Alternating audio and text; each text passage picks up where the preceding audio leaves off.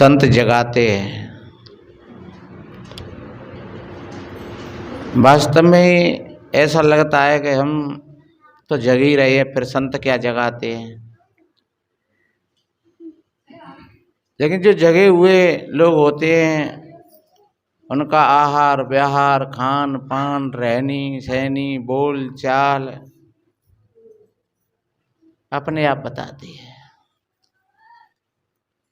और जो बेहोशी में लापरवाही में अज्ञानता में जिन भाई बहनों का जीवन है, सज्जनों वो नहीं जान पाते हैं इस बात को। वो ऐसे ही समझते हैं कि किसी भगवान की मर्जी है, किसी परमात्मा की मर्जी है, कोई कर रहा है, हम क्या कर सकते हैं, हम तो कुछ लायक नहीं हैं। लेकिन सच्चे अर्थों में जो जागृत हो जाता है छोटी छोटी बातों पर और कदम कदम पर, किसी शायर ने कहा है होश दरदम लक्ष्य बरकदम मंजिल दरवतन। होश दरदम, प्रत्येक श्वास हमारी होश के साथ निकलती है तो हम जगे हुए हैं। प्रत्येक कदम हम होश के साथ उठाते हैं। ऐसा नहीं कि राह कहीं राही कहीं और राहेवर कहीं। रास्ता कहीं है और चलने वाला कहीं है और भीतर से विचार कहीं चल रहे हैं। तो रास्ता एक है और चलने वाला एक है, लेकिन बात बिगड़ गई क्योंकि राह कहीं राही कहीं। हम जा तो रहे हैं यहां से धौलपुर बाजार के लिए और सोच रहे हैं दिल्ली की, तो रास्ता तो रह गया ये और राही पहुंच गया दिल्ली। राही कौन हो? तुम, तुम्हारी आत्मा, तुम चलने वाले। जैसे बाई चांस तुमने कोई चीज रख दी, मोबाइल रख दिया कहीं और तुम रख गए जंदी में, कहीं चाबी को रख दिया और फिर तुम देख रहे हो उसको, जहां देखा वहां देखा, अलमारी में देखा, जहां देखा, पता नहीं क्या रख दी मैंने चाबी। लेकिन चाबी रखी तब तुम कहीं अंत थे। चाबी रखी थी तब तुम होश में नहीं थे। अगर होश में होते तो फिर चाहे 8 दिन हो जाते चाहे 6 महीना हो जाते, जब आते तो तुरंत चाबी के पास पहुंच जाते हाल, क्योंकि तुमने चाबी रखी थी जब चाबी के पास में ही थे तुम। और भूल क्यों गए? कितने भाई बहन कहते हैं महाराज हमें ना ध्यान रहती हुई। हम चीजों को रख करके भूल जाते हैं, कहीं बटुआ रह गया तो कहीं चाबी रह गई तो कहीं कुछ रह गया। वो क्या है? राह कहीं राही कहीं। भोजन पा रहे हैं तो हम यंत्रवत पा रहे हैं।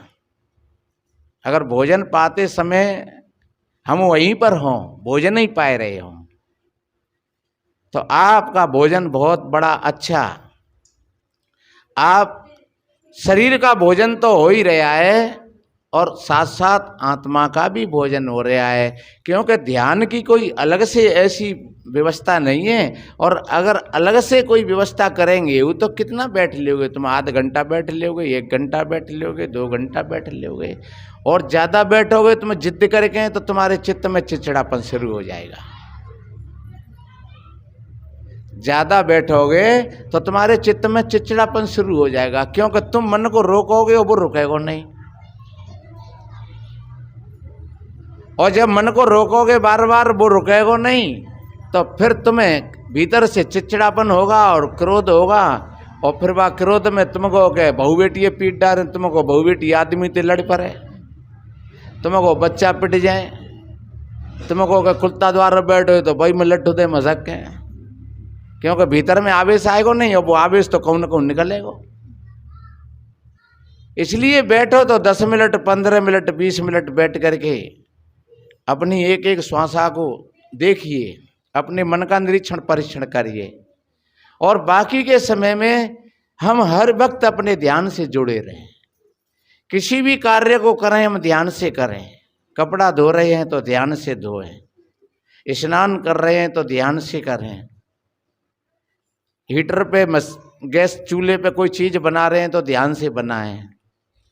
न तुम्हारा ध्यान उधर उधर हो गया और दूध उफन गया, चाय उफन गई। और हमारे यहाँ ऐसा होता रहता है कभी कभार, कोई महात्मा लोग धर गए, कौन ने कहीं देखी और इन्हें मैं आ रहा हूँ तो नो बुकाऊ अंत कहते बात कर रहे हो तो नो वो फने को पूरा पे हम चिल्लाए, अरे भैया दूध फनो देखियो, अरे हाँ, अरे मैं तो कहे हो रे, अरे भाई तू कहाँ हो रे। किसी भी कार्य को अगर करते हैं उसको ध्यान से करोगे। कपड़ा को भी देखो, हर चीज की कला होती है, कपड़ा धोने की भी कला होती है। आपने ले जो फेरो सामान उल्टो सूदो फिर निचोरे और डाल दो वहाँ पे, न तो कपड़ा सही होगा, न उसकी सरवट छूटेंगी, न वो पहनोगे तो फिर अच्छा लगेगा। कपड़ा को तुमने बढ़िया खूब बड़ी अच्छी तरीक़ा से धोया, धो करके फिर साबुन लगा कर खूब फटकार करके उसको डाला और फिर उसको बड़ी अच्छी घड़ी करके होश के साथ रख दिया तो मानो बाबा प्रेस हो गई। ध्यान से तुमने कपड़ा को संभाला, कपड़ा ने तुम्हारी इज्जत को बढ़ा दिया बहुत। जब तुम उस कपड़ा को पहन करके निकलोगे बाजार में, लोग कहेंगे बढ़िया आदमी है कोई अच्छा। होशवान व्यक्ति की पहचान कदम कदम पर हो जाती है और बेहोश आदमी की पहचान कदम कदम पर होती है।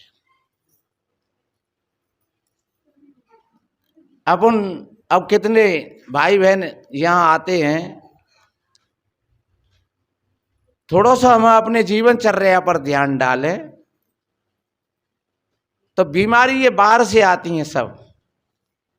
पहले कोई इतवार में कोई बहनें आई और कोई तकलीफ हो गई होगी, हाँ ग्वालियर से आई वो, और फिर वो चली गई। हमने कहा तुमने हमसे तो कहा भी नहीं, तुम्हें कोई परेशानी थी तो हमको बताती। परेशानी भी जब होती है, कोई भी परेशानी बन रही है, वो हमारी बेहोशी का ही परिचय है कहीं न कहीं। चाहे हम महात्मा हों, चाहे आप लोग भक्त हों, चाहे कोई साधारण ग्रस्त हो, कहीं भी किसी प्रकार की अगर परेशानी आती है जीवन में तो कहीं न कहीं वो अपनी भूल है। और हम सावधानी से अगर भोजन भी पाते हैं, सावधानी के साथ भोजन पाते हैं। देखो, आपने सबने नहीं सुना होगा, लेकिन एक जिस मोबाइल पर बोलते हैं उनका नाम है राजीव दीक्षित। वो खान पान के बारे में इतना बढ़िया बोले हैं, इतना बढ़िया बोले हैं कि शायद उनके हिसाब से अगर अपना जीवन बनाया जाए तो शायद हम बहुत डॉक्टरों से बच जाएंगे। भोजन पाते समय आप पानी मत पियो, 1 घंटा बाद में पानी पियो। सवेरे जग कर के पानी पियो जरूर, और बिना कुल्ला किए पानी पियो। बिना कुल्ला करे ये पानी पियोगे तो जो हमारी जीभ पर ये खार है, ये हमारे भीतर के अमल को नष्ट करता है। अमल कहते हैं जहरीली गैस। तो हम भोजन पाते तो सब तरह का भोजन चलता है, खट्टा भी, मीठा भी, नमक भी, शक्कर भी, दूध, चाय, सब कुछ चलता है। तो उन सारी चीज़ों में तो फिर कुछ ऐसी चीज़ें बनती हैं। तो जब वो जहरीली गैस बनती है तो फिर वो गैस हमारे शरीर में घूमती है, और जहाँ जहाँ हम उसको जगह मिलेगी वो वहीं जाएगी। तो जगह कहाँ है? मांस में नहीं जाएगी वो, क्योंकि मांस में तो जगह ही नहीं है। जगह है तो अगर घोंटुन के बीच में है, टुकनाओं के बीच में है, उंगलियों के बीच में है, इन पोंछे के कोनी, ये रीढ़, नार, कंधा या फिर मस्तक, वो गैस जहाँ जाएगी और वहीं जो श्लेषात्मक पदार्थ है, जो चिकना पदार्थ है, वो गैस उसको सुखा देती है। और जब वो पदार्थ सूख जाता है तो वहीं शरीर में दर्द शुरू हो जाता है, वहीं गांठ पड़ने लगती हैं, उसी को हम गठिया बाई कहते हैं। और आपने सवेरे ही जग कर के पानी पिया 2 गिलास और वो सारा का सार खार चला गया पेट में, तो उस खार ने सारी जहरीली गैस को खत्म कर दिया। उसको अमल कहते हैं। उस अमल को उस लार ने, उस खार ने उसको नष्ट कर दिया। तो आपका पेट बिल्कुल, आपकी पाचन शक्ति सही बनेगी, बढ़िया बनेगी एकदम। और आपकी पाचन शक्ति बन गई, ऐसा कहते हैं नहीं कि पैर गरम और पेट नरम, मस्तक ठंडा, तो वैद्य की पीठ में मारो डंडा। नहीं, डंडा कहूँ मत मारियो, पर वैद्य ने अपनी साख दी है। पैर गरम कब होंगे? जब तुम पैरों से चलोगे तो पैर गरम रहोगे। पेट नरम कब रहेगा? जब तुम संयम के साथ भोजन लोगे तो पेट नरम रहेगा। और मस्तक ठंडा कब रहेगा? जब तुम्हारी वैचारिक जो मशीन है वो संयम के साथ चलेगी तो तुम्हारा मस्तक ठंडा रहेगा। अब पैरन ते तुम चल ना रहे तो पैर गरम है गए, नरम है गए, ठंडे है गए। पैरों से अगर नहीं चले तो पैर ठंडे हो गए, और जब पैर ठंडे है गए तो पेट टाइट हो गया। क्योंकि मेरा भोजन कैसे पचेगा? जब चलोगे नहीं तो भोजन कौन पचावे? तो पैर ठंडे हो गए और पेट टाइट हो गया, अब मस्तक गर्म हो गया। अब देखो तो हाथ धरो तो आग सी जल रही है। क्योंकि एक तो पेट की उसड़ता, पेट में कब्जे, उसकी उसड़ता, उसमें से गर्मीली जहरीली गैस बन रही है और वो मस्तक तक टच हो रही है। तो आपका मस्तक, अब विचार करने की भी क्षमता तुम्हारी खत्म हो गई। अब तुम डरे हो, परे हो, सोचते रहते हैं चलो जा डॉक्टर पे गए, बा डॉक्टर पे गए। और एक बात बताएं, डॉक्टरों पर कोई खास उपचार भी नहीं है। लगी जाए तो तीरो और नहीं फिर तुक्का, तो ये बनो बनाओ। तुम 4 दिन पीछे फिर जाओगे, साहब डॉक्टर साहब कोई फर्क नहीं पड़ा, अच्छा ठीक है तो लाओ अब की बार ठीक हो जाओगे। और फिर वहाँ ने दूसरी दवाई पंट करके फिर दे दिया उसको, यूँ की त्यों ही। फिर तीसरी बार गए तो फिर दे दिया, फिर बोतल चढ़ा दी, फिर और कुछ कर दो, फिर जहाँ गए वहाँ गए, फलानो ढीको, तब तक वह बीमारी ने तुम कंट्रोल कर लिए। अब तो बहुत बड़ी परेशानी बढ़ गई। ये कहाँ था, क्या था? किसी विद्वान ने कहा है, हजारों फूल थे गले को सजाने के लिए और एक भूल काफी थी जीवन भर रुलाने के लिए। थोड़ी थोड़ी सी भूल हमारे जीवन को और बाध्य बना देती हैं। अब ऐसी अवस्था में तुमसे कही जाएगा तुम भजन करो, तुम ध्यान करो, कौन को भजन, कौन को ध्यान, कौन की साधना, सब जीवन की व्यवस्था अस्त व्यस्त हो गई, सब मामला भंग हो गया, विचार करने की भी शक्ति खत्म हो गई। इसलिए पहले हम जीवन की शुरुआत है हमारी अपने स्वास्थ्य से। पहला सुख निरोगी काया। अगर शरीर तुम्हारा निरोग नहीं है तो चाहे भले ही 7 मंजिल की कोठी बन रही हो, कार धरी हो बहुत बड़ी बड़ी 50-50 लाख की, 1 लाख रुपया महीना को घर में आए रहो हो, तुम्हारे घर में सारी की सारी चीज़ें खाने पीने की भरी हैं, पर जब तुम्हारा शरीर ही ठीक नहीं है तो अब उन सारी चीज़ों का क्या होगा? नींद भी ठीक नहीं आती है, पेट भी गड़बड़ कर रहा है, और सारे के सारे परहेज बता दिए डॉक्टरों ने, ये मत खाना, ये मत खाना, ये मत खाना, ये सब का सब बेकार हो गया। उस कोठी कार बंगला, पैसा सोना चांदी सब व्यर्थ हो गया। इसलिए मेरे बहन भाइयों, पहला सुख निरोगी काया और दूजे सुख है घर में माया। ज्यादा जे मन सोचियो का बहुत होए, बहुत तो फिर पैसा वायु बहुत परेशान है जाते। कछु तो जा आदमी जाते पैसा को दौड़ रहे हैं और कछु पैसों से परेशान है। क्या करें जाको, क्या नहीं करें, को ले नहीं जाए, को माल नहीं मार जाए, चोर नहीं ले जाए, बढ़िया नहीं ले जाए, बड़ो फजीयत हो, कहाँ ले जाए। और कछु बेचारे भैया जय इतने काम जे ऐसे करने में, जाको इतना पैसा चाहिए, जाको इतना पैसा चाहिए, जाको इतना पैसा चाहिए।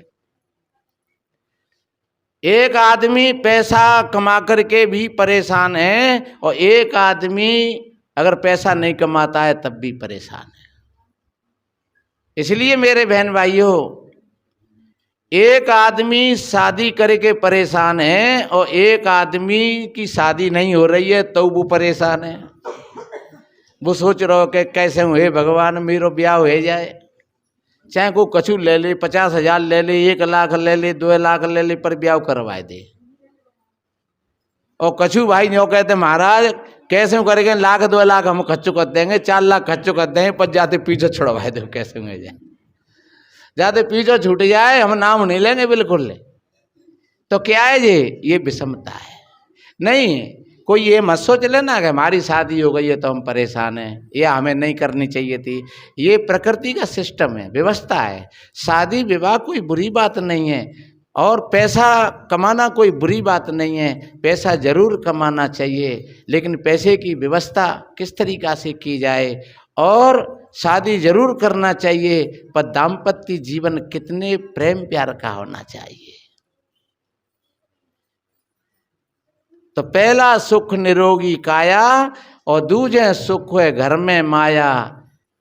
अपनी व्यवस्था बनी रहे, और क्या करना है? अपनी व्यवस्था में कोई कमी नहीं पड़े, उतना ही बहुत है। कबीर जी तो कहते हैं कि साईं इतना दीजिए जामे कुटुम समाए, मैं भी भूखा ना रहूं साधु न भूखो जाए। ये मेरे गुरु महाराज, मुझे तो बस इतना ही दे दे कि मेरे दरवाजे पर कोई अतिथि आ जाए, साधु महात्मा आ जाएं, उनकी सेवा हो जाए, और हमारी गुजर में कोई घाटा नहीं रहे। बस न रात डर न चोट डर, किसी प्रकार का कोई भय नहीं, कोई संशय नहीं, बढ़िया अच्छी नींद आएगी। इसलिए पहला सुख निरोगी काया, दूजे सुख है घर में माया, तीजे सुख सुलक्षण नारी। नारी सुलक्षण होनी चाहिए, पर पुरुष भी सुलक्षण होना चाहिए। क्योंकि एक गाड़ी है नहीं, तो एक गाड़ी में 2 पहिया बराबर होते हैं। अब एक पहिया अगर खराब हो जाए तो फिर दूसरा खराब हो जाओ। अब बेचारी देवी तो घर में बढ़िया है, पर अब आदमी आ रहे हो शराब पी के, अब आदमी ने तमाम तरह को ड्रामा कर दो, आदमी जुआ खेले आओ, आदमी बेकार है खाम खाम की लड़ाई करे आओ कहो से, तो कैसे बात बनेगी। इसलिए आदमी बढ़िया है, लेकिन अगर देवी खराब है, देवी ठीक नहीं है। तो सज्जनों, जहां एक ने कही एक ने मानी तो दोनों ज्ञानी, एक ने कही एक ने नहीं मानी तो दोनों अज्ञानी। कभी पति ने कहा पत्नी से, हाँ ठीक है पतिदेव, बहुत बढ़िया बहुत अच्छा, और कभी पत्नी ने कहा तो हाँ ठीक है देवी जी, आपने बहुत बढ़िया कहा, बहुत अच्छा कहा, और बन गई सलाह पूरी की पूरी। तो इसलिए मेरे भाई बहनों, ये कदम कदम पर अपने जीवन को साधने की बात है। इसी को कहते हैं साधना। ये सब भजन है। भजन कोई बैठ करके ही राम राम कहने का नाम भजन नहीं है, ये सतत साधना। इसको सदगुरु कबीर साहब जी ने कहा है, संतों सहज समाधि भली, गुरु प्रताप भयो जा दिन से, सुरत ने अंत चली, जहाँ जहाँ डोलूं सो परिक्रमा, जो कछु करूं सो पूजा, और जब सोबू तब करूं दंडवत, भाव मिटाऊं दूजा। आँख न मूंधो कान न रूंधो, काया कष्ट न धारो, खुले नैन अस यस पहचानो, सुंदर रूप निहारो। शब्द निरंतर मनुआ राते, मलिन वासना त्यागी, और सोबत जागत कबऊ न खूटे, ऐसी तारी लागी। कहाँ कबीरे अद्भुत रहनी, सो प्रगट कर गाई, दुख सुख से एक परम पद, दुख सुख से एक परे परम पद, सो पद तहाँ समाई। बहुत उच्च कोटि की बात है, बहुत उच्च कोटि का जीवन है। इस तरीका का जो भाई बहन अपना जीवन जिएंगे, मैं कहता हूँ वो दोनों ही पक्ष उसके बराबर सही बन जाएंगे। उसका परमार्थ भी बढ़िया बन जाएगा, और उसका आध्यात्म भी बढ़िया बन जाएगा। उसका व्यवहार भी बढ़िया होगा, सुंदर होगा, क्योंकि व्यवहार में मधुरता होगी, व्यवहार में प्रियता होगी, सेवा का भाव होगा। जहाँ सेवा के भाव से हम कुछ भी करते हैं तो चित्त प्रसन्न होता है, और जहाँ भार समझ के करते हैं, बोझ समझ के करते हैं, या दबाव मान करके करते हैं, वो सेवा नहीं रहती है, फिर वो तो फिर एक बोझ हो जाता है। और सज्जनों, वास्तव में जो चित प्रसन्नता के साथ जो कोई काम करते हैं। बताते हैं कोई एक बहन है और भैया किसी पहाड़ पर चढ़ रहे, तो भैया छोटो बहन बड़ी हती, पर भैया खूब मोटो तगड़ो पर हार गो रास्ता में। अब जब हार गया तो उस बहन ने उस भाई को अपने कंधा पर गोद में पीछे ले लिया, पीठ पर। अब चल रही बेचारी, कर रही तो पड़ी रही होगी, नहीं थोड़ी सी चढ़ रही पहाड़ पे। एक आदमी ने कहा कि इतने बोझ को लेकर के तुम चढ़ रही हो यहाँ पे? उस लड़की ने कहा ये बोझ नहीं है, ये मेरा भाई है। तो उसके चित्त में कितनी प्रसन्नता थी कि मैं भाई को लेके जा रही हूं। अगर बोझ मान लेती तो परेशान रह जाती। ऐसे ही किसी भी कार्य को हम बोझ मान लेते हैं तो हम परेशान हो जाते हैं, और जब सेवा का भाव हमारे अंदर में होता है तो फिर हम निर्बोझ रहते हैं और काम भी बढ़िया होता है, अच्छा होता है। इसलिए मैंने निवेदन किया कि हम जागृत हो जाएं, और जागृत होकर के हम अपना जीवन जिएंगे तो आपके कदम कदम पर खुशहाली है। ये जीवन मानव का जीवन मिला है, ये नरक काटने के लिए नहीं मिला है, ये रो रो करके जीने के लिए नहीं मिला है, ये तो हंसते हंसते जीने के लिए मिला है। लेकिन रोना है तो वो हमारी अविद्या में, हमारे अज्ञान में है। इसलिए संत कहते हैं आंख खोल करके देखो, जीवन की सतत साधना। और मैं कहता हूं कोई माया नाम की चीज नहीं है, ये जितनी चीजें हमें मिली हैं वो सब साधन के रूप में है। जितनी चीजें मिली हैं, हमें घर मिला, मकान, परिवार का, ये मोबाइल है ये भी साधन है। देखिए माइक है ये साधन है, बाजा है ये साधन है, ढोलक है ये साधन है। अब देखिए कितना बढ़िया साधन है ये। लेकिन अब जो बेवकूफ और जिनके के पास में अकल नहीं है तो बेजाऊ को दुरुपयोग करते हैं। रात भर मोबाइल देकर दिन में सोते हैं, 12-1-2 बजे न मोबाइल देखेंगे और फिर 8-10 बजे न सोएंगे। तो क्या है, दुरुपयोग हो रहा है इसका। देखना है तो कोई अच्छी चीज देखो, बढ़िया भजन सुनो, बढ़िया प्रवचन सुनो, और अपने जीवन की। अब देखिए आपको 100 कोस में कोई मित्र है और कोई सूचना देनी है तो आज से 20 वर्ष पहले तो अब भाई व्यवस्था बनाओ, कैसे पहुंचेगी वो। लेकिन अब आज देखो, हेलो हाँ कहाँ है साहब, अरे साहब हम दिल्ली में हैं, अरे तो साहब ये काम है ऐसे ऐसे, अच्छा तो ठीक है अभी देखते हैं। कितनी बड़ी सुविधा है। तो दुनिया में जितनी चीजें हमको मिली हैं वो सब साधन के रूप में मिली हैं। लेकिन जब हमारे भीतर में अज्ञान होता है तब फिर ये सारे के सारे साधन बिगड़ जाते हैं और वही हमारे लिए दुख का कारण बन जाता है। पत्नी दुख का कारण बन गई, पति दुख का कारण बन गया, बेटी बेटा दुख का कारण बन गए, बहू दुख का कारण बन गई, चीजें सारी दुख के कारण में बदल गई सारी की सारी। और सज्जनों ये हमारे अज्ञान के कारण। इसलिए संत जगाते हैं, और तुम जाग करके एक एक चीज का प्रयोग करोगे तो हर एक चीज तुमको सुख देगी, शांति देगी।